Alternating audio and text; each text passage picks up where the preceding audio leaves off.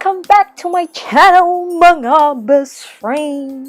And on this video, I'm gonna show you how to do a soft glam makeup look. On your right side, it's glitter look, and on your left side, it's a matte look. As you can see, natural lang ta diri, praise and waters lang ang ato ang peg. If you're into this video, keep on watching because I'm gonna transform myself from this into this. Missing someone without you. Missing someone without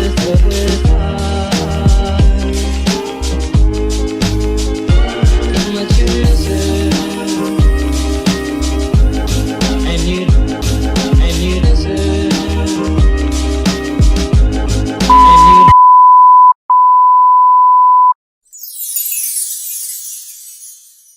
Yes, natural gito siya says, like a prayers and water lang to siya. Charot, if you like that look, keep on watching. Mind you, the right side's gonna be the shimmer glitter and the left side's is gonna be on matte look. As you can see, na ay mga tigidig, pores, blemishes, but it's alright because we can work on that. First, we're gonna clip our hair. Get your clipang, gonna clip it. Kaya di ta ganahan magsamok-samok ng mga kuhob din ha, no? So yeah, clip na to na sila mga best friend.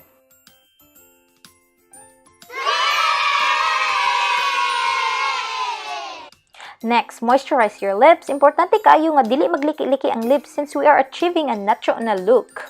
So here I am using Sugar Rush Best Bud Lip Butter Balm by Tarte. Next is kilay because kilay is life. And the reason why I do my kilay first all the time because it's easy to clean up. Here I am using my Precisely My Brow Pencil shade number 5 by Benefit. Oops, klaro kayo margibayok nga fist lock, but it's alright. So yeah, let's move on and let's start from the bottom, and that's my arch, and that's where my end point meets.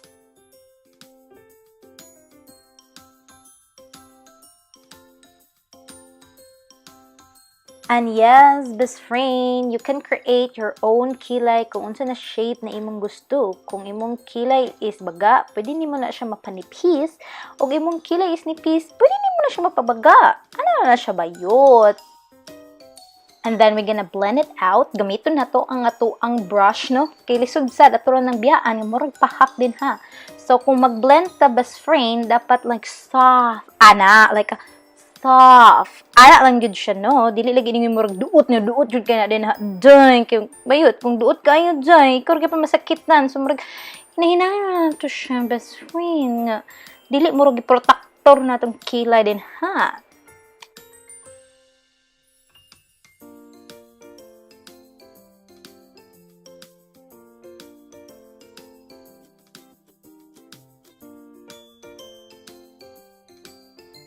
Ipagawas imong pambato nga angled brush because we're gonna clean it up with our favorite concealer. If you've seen my other video, you know what I'm talking about.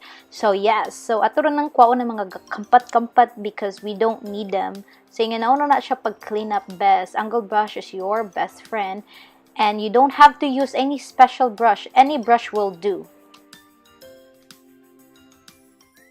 And this is the crucial part because I guess this is the one of the most important part of doing your kilay. Mag-create ka og buhok-buhok nga effect to have or to get that illusion, if you know what I mean.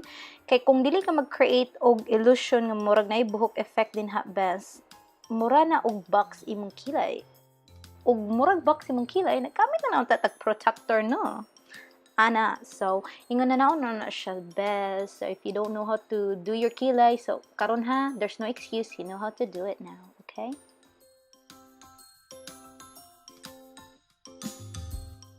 And of course, we're gonna blend it. So as what I said, if you're gonna blend it, just blend it soft, okay? Soft, ana.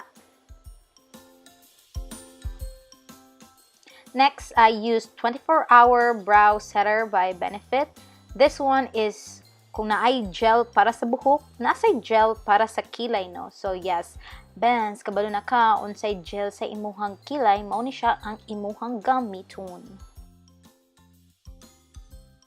To prime my eye, I use Pillowy's Base shade number 2 because, you know, not to prime is a crime.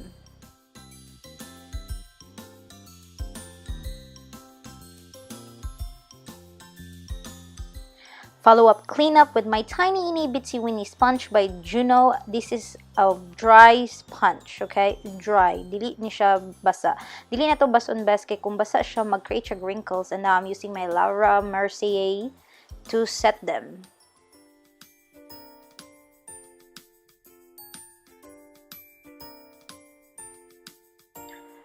I use tapered brush from Morphe M501 just to buff the excess powder. And I am going to snatch my right side, so I'm gonna erase that with a makeup remover.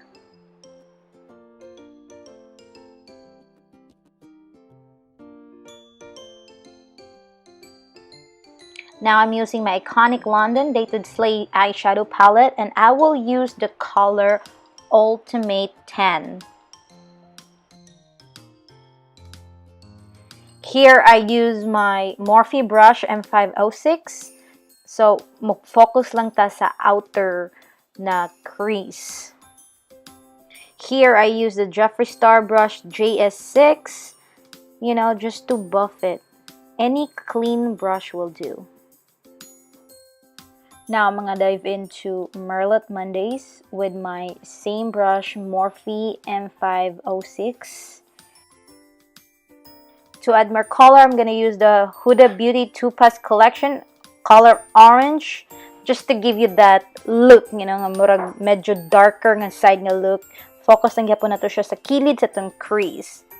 And then with a clean brush, buff lang na siya sa clean brush, and mga dive in again para magdako atong matatan-awon diri malagluya kanang pinaka lightest nga shade sa color. So para mag-give you like a very bright eyes. And then we're gonna dive in again to the darkest colors, and of course focus lang na to ang dark color area sa to ang last. And then last but not the least, the shining shimmering on the right side is what I said earlier. Atong right side is medyo glitter siya nga look. And ato ang left side is medyo matte nga look. To prime my skin, I am using the Juno Moonshine Primer because not to prime is a crime. And I really like this primer because it's very hydrating, it's very moisturizing, and it's so easy to use, and it smells really great, and it's very nice to my skin, which is I have a very sensitive skin. Next is the Pore Professional. I really like this one. This is my secret. So it's gonna make my skin very smooth. Nga walay smooth pagit ni siya best. Na walay mga bakas-bakas ng mga tiki-diggers. So yeah, this is one of my secret. And also one of my secret as well, I combo a foundation. This video, I am using Fenty Beauty by Rihanna number 300 in Wet n Wild foundation. Color soft beige. And yes, best, walay makapalupig sa imuhang kamot. Pwede ra ginanin mo siya pinggiron day. Charot. Pwede mo na siya gamiton sa imuhang kamot. Blend in ha. And then I'm gonna use the Urban Decay All Nighter kay para mas mupilit pagid best. Pilit pa na siya sa toko sas kung imong gamiton ang Urban Decay. I have din ako na siya i-mix up sa ako ang skin. Kay I feel like mas pilit siya, mas dugay siya mawala, and dili siya cakey kung ako siyang ispray handaan.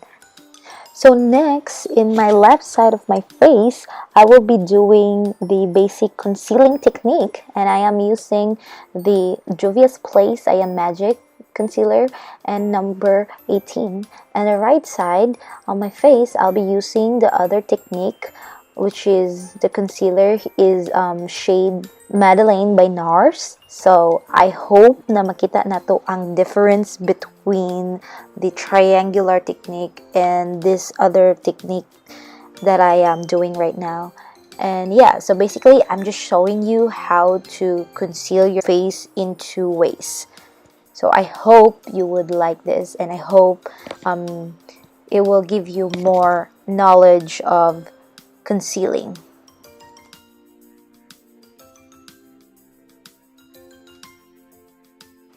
Now, let's blend it out, best friend.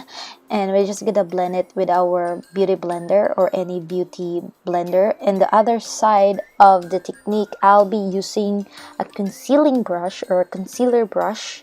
So to, para lang gid nato mapantay lang gyud na siya din para lang gid na dili ito siya strong kaayo tan-awon. So ato lang na siya i-blend. And then we're just gonna use our blending foam or beauty blender.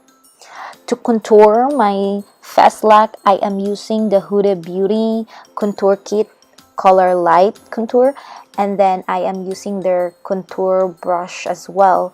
So, best, kung gusto nimo ma-achieve ang imuhang face lock nga heart shape or pizza shape or whatever shape na imong gusto ma-achieve, you have to contour.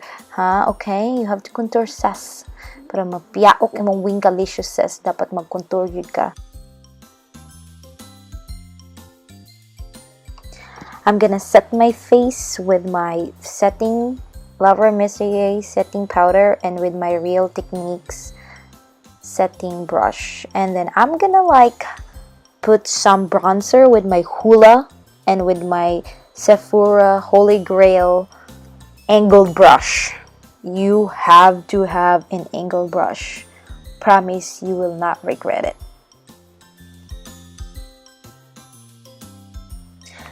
So to achieve that very sun-kissed, sunburnt, whatever nga, warag natcho lang gid nga mga kanang blush on cheeks din ha. I am using my Sunny's Face Air Blush, and I am using a sponge, and also I am using a brush with this one. So, kailangan ginato na siya apilonan tong ilong, sa toang ilong, din sa toang cheeks. Kay para lang ginamakuha na tong effect ng murag yun nga. Ayun, sunog ana, mayot init kaayo ni namula ang ako ang pamanit kay lamig ko og skin ana.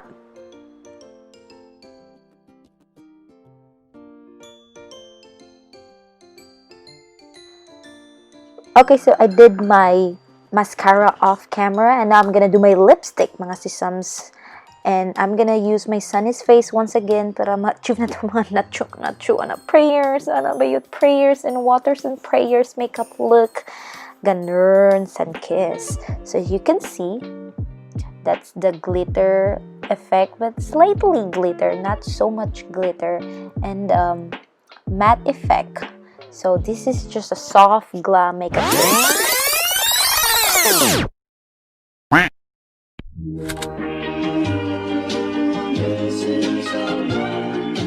And that completes my look. Thank you so much for watching the entire video. And that's my soft glam makeup look. So if you haven't liked and subscribed yet, please do like and subscribe, and you can leave a comment. Thank you so much guys for watching. Gikan sa sinugdanan hantod sa katapusan. I do really appreciate it. And I will see you soon in my next video.